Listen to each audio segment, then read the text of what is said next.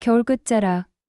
바람은 매섭게도 코끝을 때렸다. 작은 읍내에 자리 잡은 푸른 숲가드는 체인형 식당이지만 이 마을에서는 고기 드문 번듯한 외식 장소였다. 평일 낮임에도 근처 주민들, 공무원, 상인들이 자리를 가득 메우고 있었다. 스피커에서는 최신 트로트가 흘러나오고 홀에는 고기 굽는 냄새가 가득 퍼져 있었다. 그때였다. 식당 문이 삐걱하고 열리며 한 노파가 느릿느릿 들어섰다. 푸줄근한 회색 외투, 낡고 해진 보자기 가방, 발목이 드러난 양말에 고무신까지. 순간 주위의 시선이 일제히 그녀를 향해 꽂혔다. 홀 서빙을 보던 수지는 입가를 찌푸렸다. 이곳의 알바 경력 6개월 차. 어느 정도는 손님 가려보는 눈이 생긴 참이었다. 수지는 주방 쪽으로 눈짓을 보내더니 가가가 낮게 물었다. 식사하시러 오신 건가요? 아니면 길 잘못 드신 건가요? 할머니는 대꾸 없이 벽 쪽 구석 자리에 앉았다. 가방을 옆에 두고 주름진 손으로 무릎을 쓰다듬는 그 동작은 묘하게 단정하고 조심스러웠다. 그러나 주변 테이블에 앉은 젊은 손님 둘이 소곤거리는 소리가 들렸다. 복지센터에서도 저런 사람 쫓아내던데 여긴 식당이지 쉼터가 아니잖아요. 수지는 다시 할머니에게 다가갔다. 여기 앉아 계시면 다른 손님들이 불편해하시거든요. 식사 안 하실 거면 나가주셔야 해요. 그 말에 할머니는 조용히 눈을 들었다. 그 눈동자에는 놀람도 분노도 없었고 묘하게 슬픈 빛이 담겨 있었다. 그러나 누구도 그 눈빛을 제대로 마주보지 않았다. 홀 분위기는 서서히 싸늘해졌고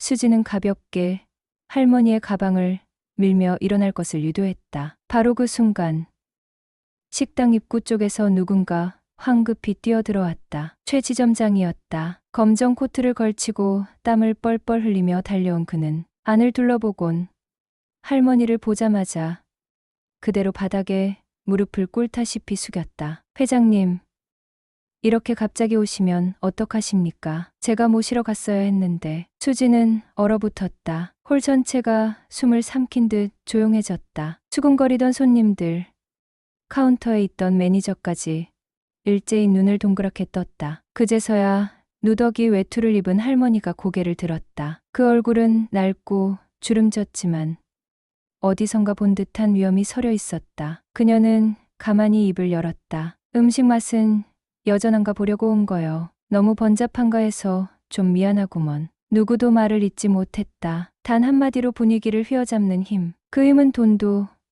지위도 아닌 세월이 만든 어떤 기품이었다. 수지는 손에 들고 있던 주문 패드를 놓쳤다. 그녀의 뺨이 벌겋게 달아올랐다. 지점장은 손을 덜덜 떨며 물었다. 홀에 있는 이 모든 직원과 손님들은 단 한 가지 질문을 품었다. 이 할머니, 대체 누구시지?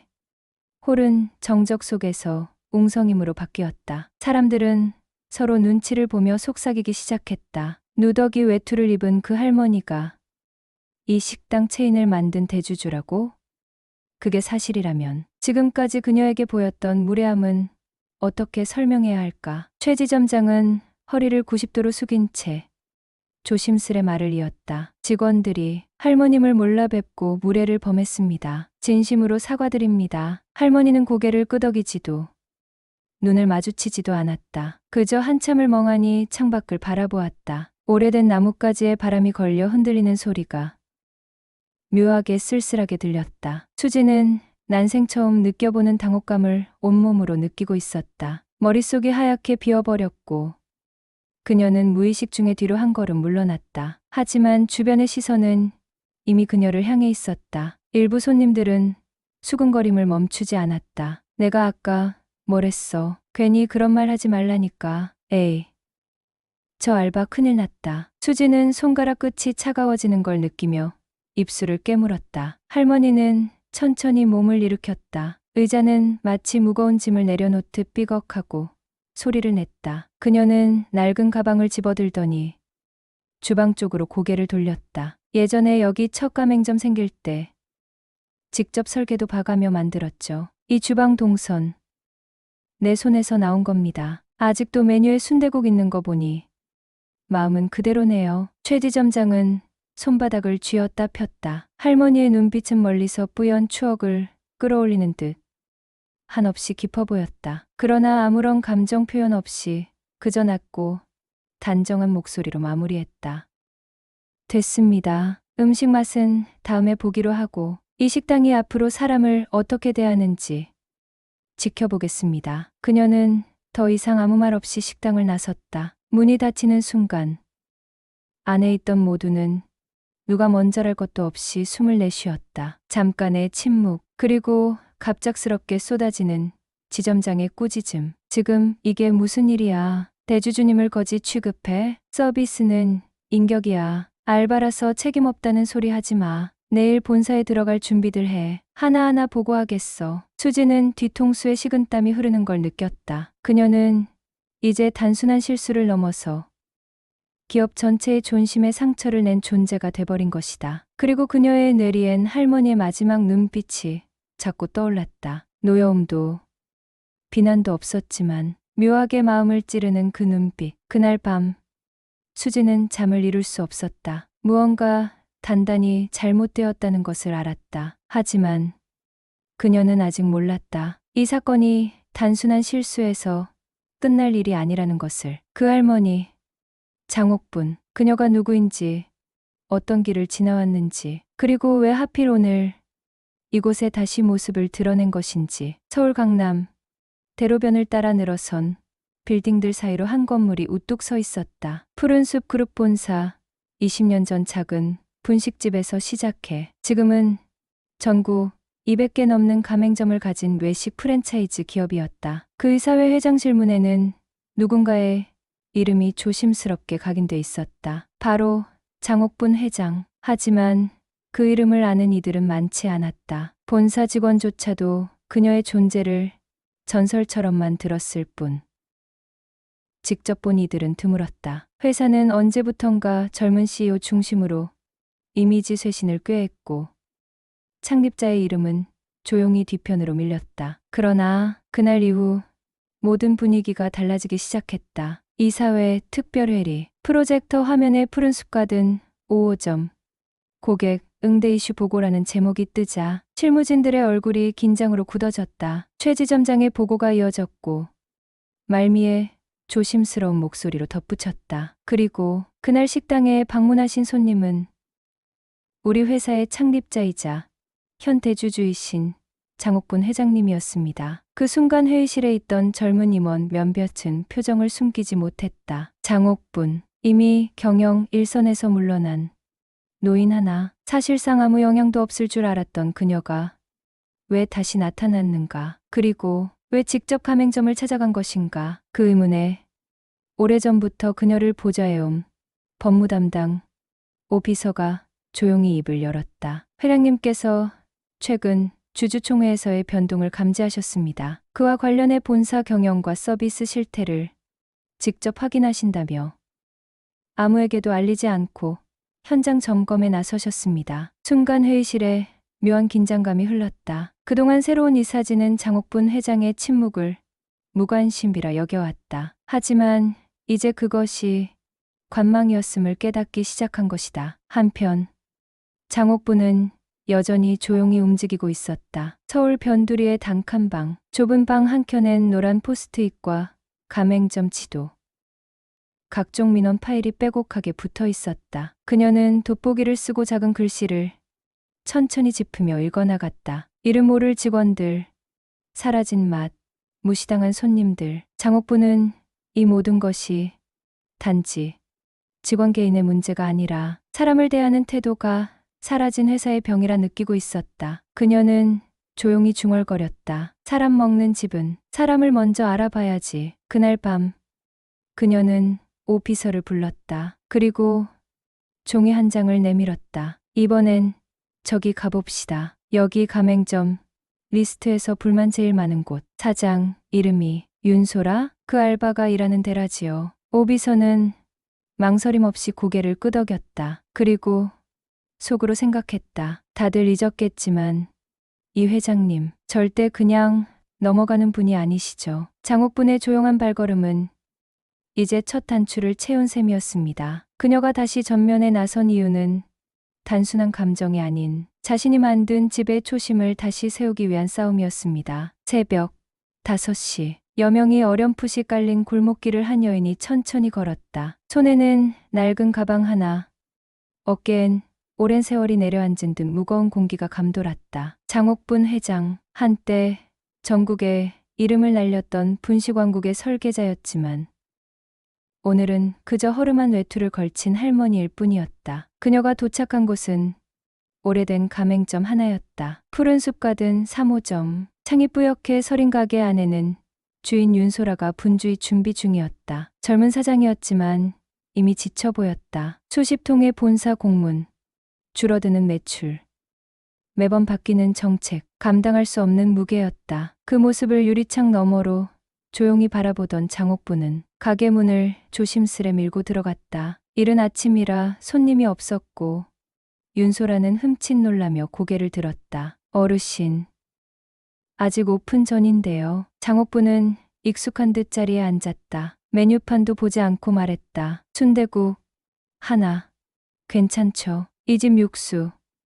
예전 방식이면 지금쯤 향이 진해졌을 테니까. 윤소라는 말없이 고개를 끄덕이며 주방으로 향했다. 그녀는 이상했다. 평범한 손님인데 어딘가 낯설고 동시에 익숙한 느낌. 얼마 지나지 않아 순대국 한 그릇이 그녀 앞에 놓였다. 장옥부는 숟가락을 들기 전에 먼저 뚜껑을 열고 향을 맡았다. 그리고 천천히 국물을 떠먹었다. 그녀의 표정이 잠시 굳어졌다. 달라졌네. 이 맛.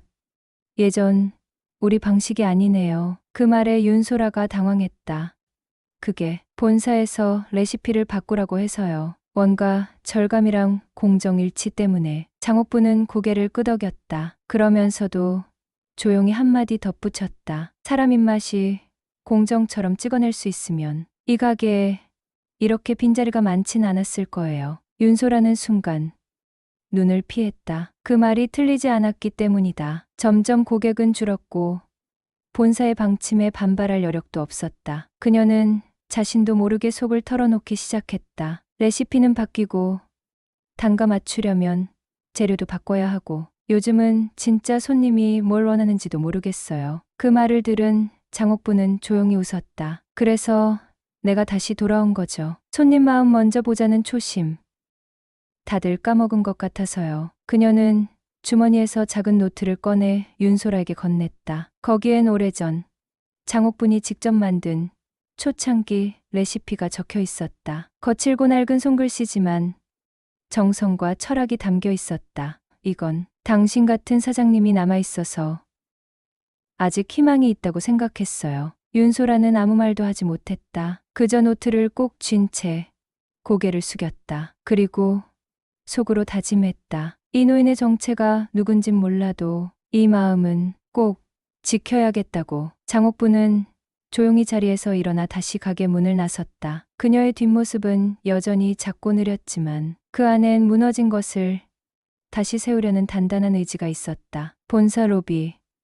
유리문을 열고 장옥분이 들어섰을 때 직원들 몇몇은 그녀를 보며 수군거렸다. 허름한 외투, 낡은 단화, 그리고 조용한 눈빛. 누군가는 구걸하러 온 노인인 줄 알고 경비를 불렀고 누군가는 앞서 퍼진 소문을 떠올렸다. 혹시 저분이 그 할머니? 그녀는 아무 말 없이 엘리베이터를 타고 가장 높은 층으로 향했다. 이 사회실. 이미 여러 명의 임원들이 자리를 잡고 있었다. 그 중에는 젊은 CEO 정윤호도 있었다. 그는 안경 너머로 그녀를 쳐다보며 말없이 웃었다. 장 회장님, 이렇게 직접 방문하실 줄은 몰랐습니다. 장옥부는 차분하게 자리에 앉으며 말했다. 오래 쉬었더니 몸이 근질근질해서요. 내가 만든 회사인데 요즘 돌아가는 꼴을 좀 보고 싶었습니다. 정윤호는 억지 미소를 지으며 자료를 넘겼다. 요즘 가맹점 수익도 늘고 있고 브랜드 이미지도 안정적입니다. 아시다시피 회장님께선 명예직이시고요. 그 말에 장옥부는 서류 한 장을 꺼냈다. 본사 각 가맹점의 불만 통계, 민원 접수 내역, 고객 리뷰 요약. 그녀는 숫자 하나하나를 손가락으로 짚으며 읽어 내려갔다. 이건 누가 봐도 안정적인 게 아니죠. 가맹점주의 42%가 레시피 변경 후 고객 이탈을 겪었고 그중 절반은 폐업을 고려 중이라고 합니다. 이게 안정이면 도대체 불안정은 어떤 건가요? 회의실 안에 무거운 정적이 흘렀다. 정윤호는 억지로 웃음을 지었다. 회장님, 요즘은 시장 흐름이 다릅니다. 효율, 원가 절감, 체계화, 그게 브랜드 경쟁력입니다. 장옥부는 조용히 말했다. 효율만 쫓다 보면 언젠간 사람을 잃습니다. 이 회사는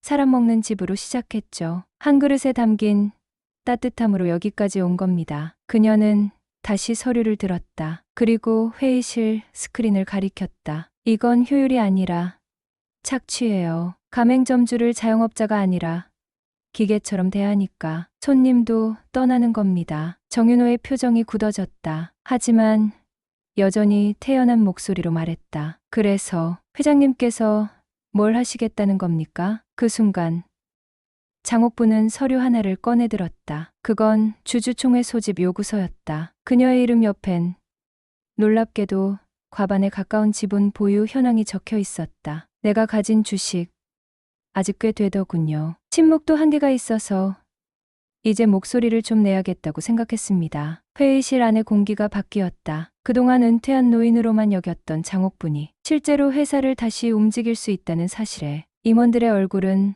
하얗게 질려갔다. 그녀는 자리에서 천천히 일어났다. 이제부터 내가 만든 이 집의 초심을 다시 세워보려고 합니다. 그리고는 조용히 회의실을 빠져나갔다. 등 뒤로 말 한마디 건네지 않았지만 모든 사람들은 그녀가 본사의 중심으로 돌아왔다는 걸 직감할 수 있었습니다. 정유호는 회의실 문이 닫히자마자 입술을 깨물었다. 이대로 가다간 모든 걸 잃을 수도 있었다. 장옥분이 돌아왔다는 건 단순한 복귀가 아니라 체제 전복이었다. 지금껏 누려왔던 권한, 자신의 입맛대로 휘둘렀던 구조가 흔들리기 시작한 것이다. 그는 비서실장을 호출했다. 낯빛이 굳은 비서가 문을 열자마자 속삭이듯 말했다. 장 회장, 어디서 주식 샀는지 추적해. 누가 뒤에서 연결돼 있는지 다 찾아. 비서는 고개를 끄덕이고 사라졌고 정윤호는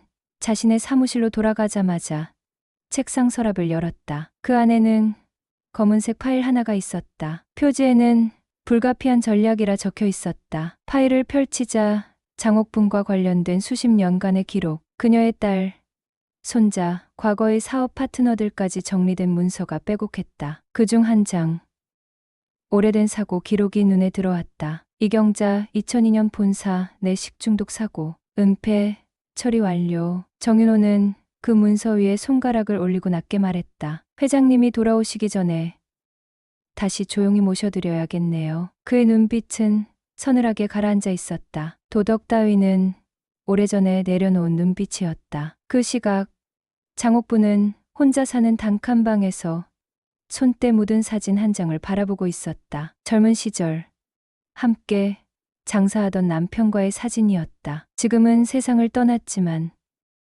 그가 남긴 말이 아직 귓가에 남아 있었다. 사람 팔아 밥 벌어먹지 말자. 옥분아. 그 말이 평생 신조였다. 하지만 회사를 떠난 사이 모든 게 바뀌고 있었다. 사람보다 숫자가 중요해지고 마음보다 보고서가 앞섰다. 그녀는 이대로 물러설 수 없었다. 이미 수많은 가맹점주들이 피해를 입었고 윤소라 같은 진심 어린 사장들이 무너져 내리고 있었다. 그 순간 핸드폰이 울렸다. 화면에는 낯선 번호. 전화를 받자 낮고 느린 목소리가 들려왔다. 회장님이 다시 움직이신다 들었습니다. 근데 조심하셔야 할 겁니다. 정윤도. 그냥 당할 사람이 아닙니다. 장옥부는 한순간 멈칫했다. 목소리의 주인공은 다름 아닌 김도현. 예전 본사의 재무이사였다. 그는 한때 옥분과 함께 회사를 일군 사람이었지만 정윤호의 체제에 편입된 후 사라졌다. 그가 다시 연락한 건 단순한 충고일까? 아니면 또 다른 복선일까? 그녀는 단호한 목소리로 말했다. 도현 씨, 무슨 일 있었던 거죠? 당신이 떠난 이유. 지금이라도 말해줘요. 김도연은 한참 침묵하다가 조심스레 입을 열었다. 이경자, 기억하시죠? 그 사고 정윤호가 덮은 겁니다. 당시 식중독 사망사고. 원인은 본사 유통센터 문제였어요. 회장님이 떠나고 다 조용히 묻혔습니다. 순간 장옥분의 눈빛이 흔들렸다. 그 사고는 그녀가 떠나기 직전 벌어진 일이었고 진실을 알지 못한 채 넘어갔던 사건이었다. 김도연의 목소리는 더 낮아졌다. 정윤호는 그걸 약점으로 사람을 조종합니다. 회장님도 조심하셔야 합니다. 그는 진짜로 무너뜨릴 수 있어요. 통화가 끝나고 장옥부는 손에 힘을 줬다. 드디어 모든 조각이 맞춰지기 시작했다. 회사가 바뀐 이유, 사람들이 침묵했던 이유, 그리고 정윤호가 왜 그렇게 당당했는지. 그녀는 서랍에서 옛날 공책을 꺼냈다. 회사를 처음 시작할 때 쓰던 일지. 거기 첫 장엔 이렇게 적혀 있었다. 우린 밥으로 사람을 위로하고 진심으로 장사를 시작한다. 장옥부는 펜을 꺼내 새로 적었다. 진짜 적은 안에서 잘한다. 이제 그 뿌리를 뽑을 시간이다. 본사 건물 앞에 카메라 플래시가 터졌다. 정장 차림의 기자들이 삼삼오오 모여들었고 현수막 하나가 건물 벽면에 걸려 있었다. 가맹점주를 위한 진실 공개 기자회견.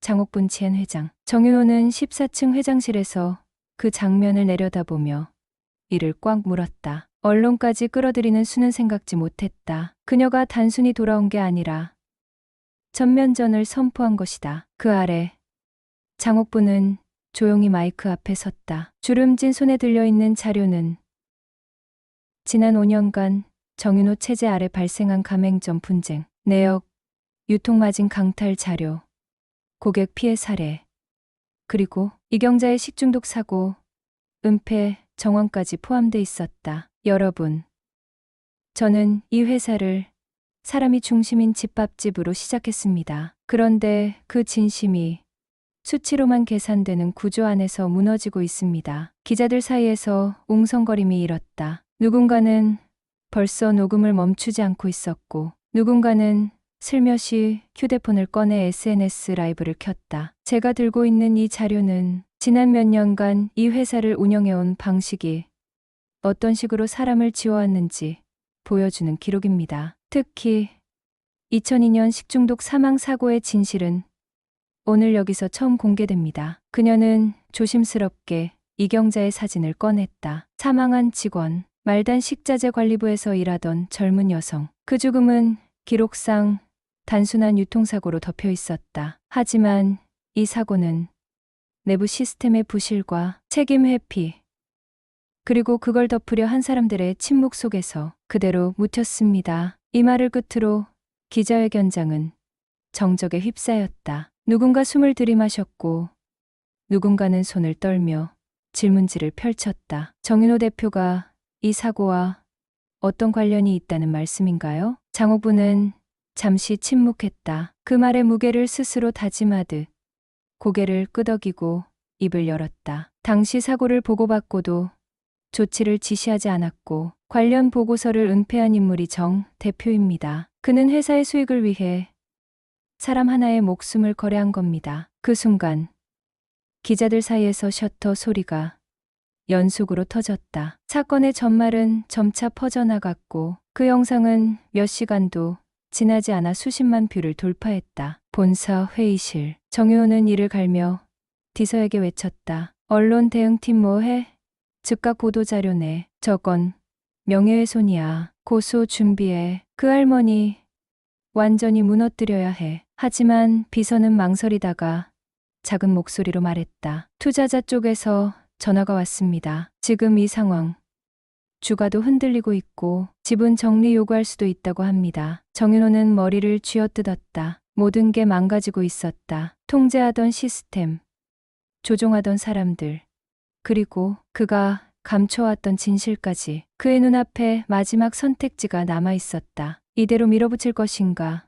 아니면 그때 사무실 문이 열렸다. 김도연이 조용히 들어와 그를 바라봤다. 윤호 씨, 이제 그만하죠. 당신도 알고 있잖아요. 이건 더 이상 숨길 수 없는 일이라는 거. 정윤호는 김도연을 노려보았다. 당신마저 배신할 줄은 몰랐어요. 김도연은 담담하게 웃었다. 배신은 진심을 버릴 때 시작되는 겁니다. 그 시각 장옥부는 윤소라와 함께 작은 가맹점을 찾았다. 그곳은 아직 레시피를 지키고 있는 몇 안 되는 매장이었다. 한 손님이 밥 한 술을 뜨며 조용히 말했다. 역시 이 맛이 진짜죠. 할머니가 만들던 맛 그대로라서 좋아요. 장옥부는 조용히 고개를 끄덕였다. 사람의 기억 속에 남는 맛은 결국 정성과 진심이니까요. 그녀는 마음속으로 결심했다. 이제 마지막 한 수만 남았다. 진실을 꺼냈으니 이제 사람들을 다시 이끌 차례였다. 장옥부는 다시 본사 이사회실에 들어섰다. 이번에는 달라진 분위기가 감돌았다. 한때 냉랭했던 임원들이 조심스러운 눈빛으로 그녀를 맞이했다. 그들이 받은 쪽지는 명확했다. 주주총회에서 장 회장의 손을 들어달라. 모든 게 변했다. 정윤호의 폭주와 은폐가 드러난 후 주주들은 마음을 돌렸고 가맹점주들의 민원과 고객들의 분노는 더 이상 무시할 수 없는 힘이 됐다. 회의가 시작되고 장옥부는 담담하게 말문을 열었다. 제가 회사를 떠난 사이 우리의 가게들은 기계처럼 대우받고 고객들은 맛도 서비스도 잃었습니다. 이제는 숫자보다 사람을 먼저 생각하는 회사를 만들겠습니다. 임원들 사이에서 고개를 끄덕이는 이들도 있었고 저항하는 목소리도 있었다. 하지만 장 회장의 의지는 단호했다. 우선 가맹점주의 권리를 보호할 공정경영위원회를 설치하고 매장 레시피를 원래대로 복원할 것을 약속합니다. 그리고 내부 감사를 통해 과거의 은폐와 부정행위를 철저히 조사하겠습니다. 한 임원이 조심스레 물었다. 회장님, 비용과 수익은 어떻게 관리할 계획이신가요? 장옥부는 미소를 지으며 답했다. 비용은 줄일 수 있어도 신뢰와 진심은 돈으로 살 수 없습니다. 사람을 잃으면 기업도 오래가지 못합니다. 우리는 다시 사람의 마음을 담은 집밥을 만드는 곳으로 돌아갈 겁니다. 그 후 회사는 천천히 변하기 시작했다. 장옥부는 직접 가맹점을 돌며 점주들을 격려했고 직원들과 소통하며 현장의 목소리를 경청했다. 윤소라도 다시 매장으로 돌아가 활기를 되찾았다. 그녀가 손님들과 웃으며 이야기를 나누는 모습은 이제는 회사가 잊었던 사람의 얼굴이었다. 어느 날 장옥부는 손때 묻은 작은 그릇을 꺼내며 혼잣말을 했다. 세월은 흘렀지만 사람의 마음과 정성은 변하지 않는 법이죠. 그녀의 눈가에 눈물이 맺혔다. 그러나 그 눈물은 후회가 아닌 희망이었다. 인생의 황혼에 돌아온 그곳에서 진심을 품은 한 그릇의 밥은 다시 따뜻하게 빛났다. 이로써 이야기는 마무리됩니다. 장옥부는 단순히 대주주가 아닌 사람과 마음을 잃지 않은 진짜 세장으로 다시 서게 되었습니다. 그녀의 이야기는 노년의 지혜와 힘이 어떻게 세상을 바꿀 수 있는지 보여주며 누구에게나 끝이 아닌 새로운 시작이 있다는 따뜻한 메시지를 전합니다.